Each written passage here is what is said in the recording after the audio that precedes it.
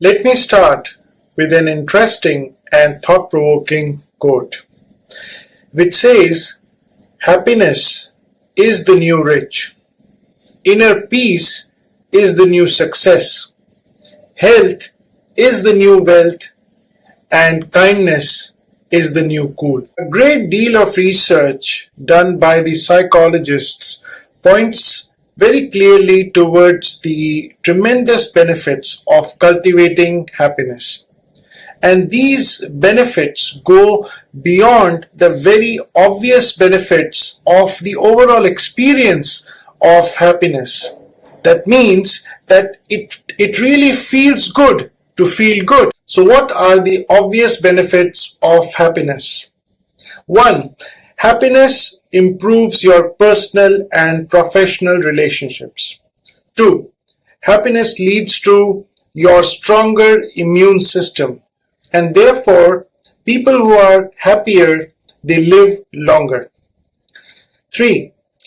Happiness and kindness go hand in hand. So when people are truly happy, they behave in a kind and generous manner, and therefore kindness and generosity also contribute to happiness. At the workplace, a greater sense of happiness and well-being is associated with improved levels of employee retention, employee engagement, innovation. It helps reduce burnout, it improves employee productivity, and therefore it helps in improving overall organization's performance. People who describe themselves as happy or who feel that they are happy tend to have fewer health problems, lower risk of mental health problems, and they tend to live longer. But what if you are not a naturally cheerful person? Is it possible for you to stay happy, and especially during the trying or the tough times? It turns out that most people can adopt a happy living lifestyle by adopting certain measures. Research suggests that almost 50% of people's happiness is programmed into their DNA. So you are basically programmed to be a happy person. Nearly 40% is totally under your control, and about 10% is dependent on your circumstances.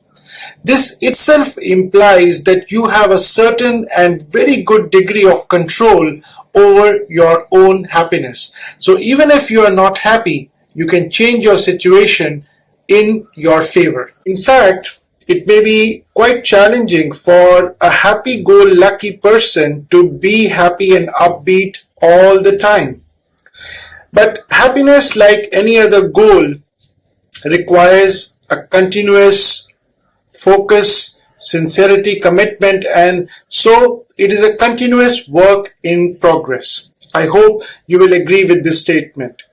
So, irrespective of what your current situation is, you can still give your physical health, your mental health, and your happiness an uplift by adopting certain ways and some strategies. Let us look at some of those strategies that you can adopt. And I have found some of these personally useful in my life as well. The first one is quite obvious, and after the impact of COVID, it has assumed much more importance. And that is the need for you to stay connected with your family, your relations, your close friends, because personal connection creates an emotional stimulation which automatically uplifts your mood. It acts as a mood booster, while isolation leads to sadness and loneliness. So it is very, very important for you to stay connected with the people who make you happy. Second is to regularly perform acts of kindness, wherein you plan in advance to help others, or you help others immediately whenever they are in need. So you may need some planning, or you may do them immediately as per the situation. But The point is that when you have a deliberate intention to help others, or when you take a deliberate action to help others in need, it will have a positive effect on your happiness as well as your well-being.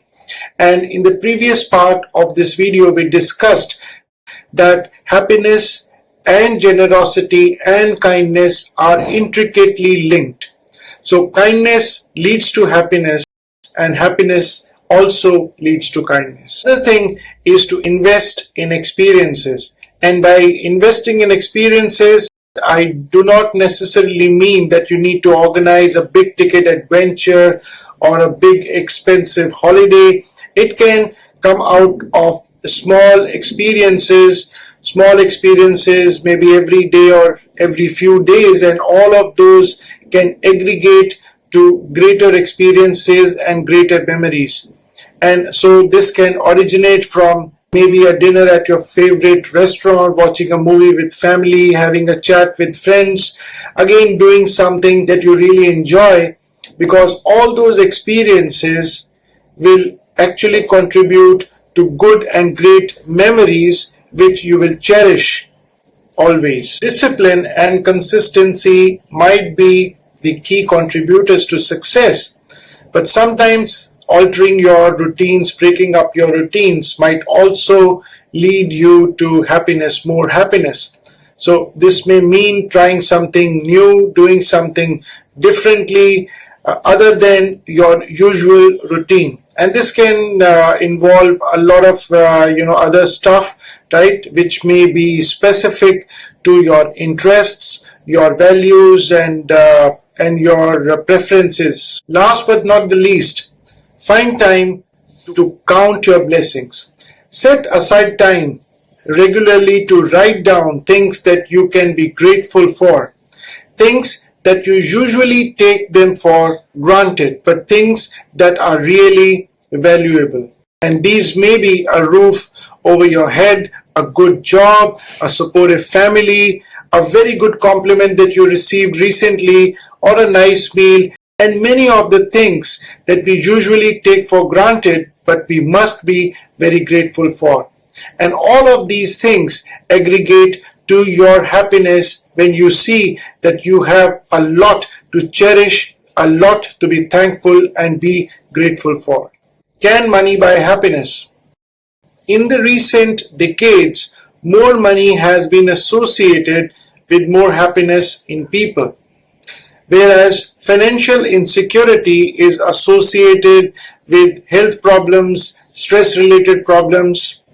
But a contrast is seen in some of the communities wherein they have adopted a simple and traditional lifestyle, yet they continue to lead more fulfilling lives and with a greater well-being comparable with the more prosperous societies. And that leads us to finding the answer to the age-old question, can money really buy happiness? A lot of people share that having more money leads to improved standard of living. And what standard of living means is that it improves your affordability. You can afford a lot more materialistic pleasures. You can fulfill your desires, your wants, your needs, etc., etc. But research, and a lot of research has happened to study the interesting correlation between money and happiness. And what research suggests is that beyond a certain threshold of monetary gain, even if you have a large sum of money, your amount of happiness continues to diminish beyond that particular threshold. So even if you have a larger sum of money with you, your happiness does not increase. And there are several reasons for this. Let us look at those reasons. First, I would say comes from the law of demand and supply. So if money is more, if your supply of money is more, if you have excess money, then automatically your desire or your demand for that money reduces, or your interest in that reduces. You tend to desire more of what you don't have. The second is that your improved economic standing or your improved prosperity automatically leads you to some lifestyle changes versus your previous life. You may move to bigger cities or to the metros, and you may have longer commute times. You may have elevated levels of stress, anxiety, and other issues that you may not be having earlier when you were not that prosperous. The third reason why more money may not necessarily lead you to more happiness is because you develop the tendency to compare your economic standing,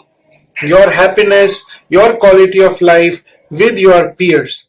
And when you do that comparison, sometimes you may feel disappointed with people who appear to be doing better than you yourself. The challenge to this notion that money can buy happiness can be clearly observed in the high happiness levels of the less economically developed nations of this world. By the size of the economy, the US, which is the largest economy of the world, should be the happiest country.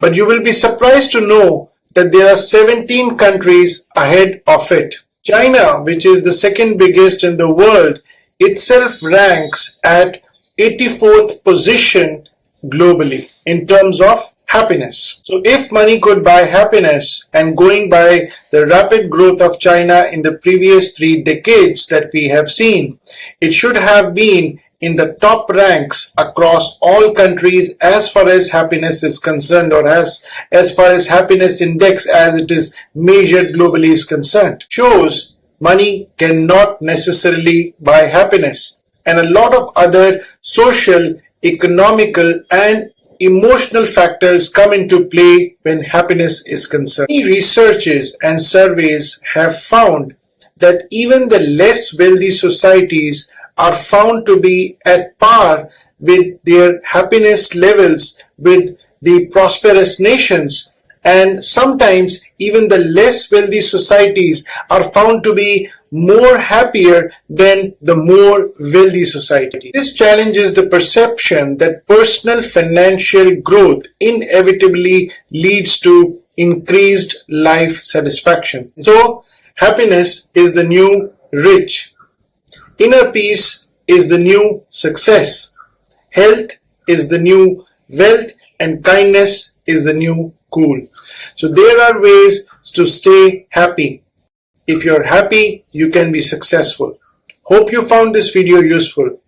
Please do give me a like and subscribe to my channel, as we regularly post content to help you grow, succeed, and find solutions to your business, career, and life issues. Thanks for watching.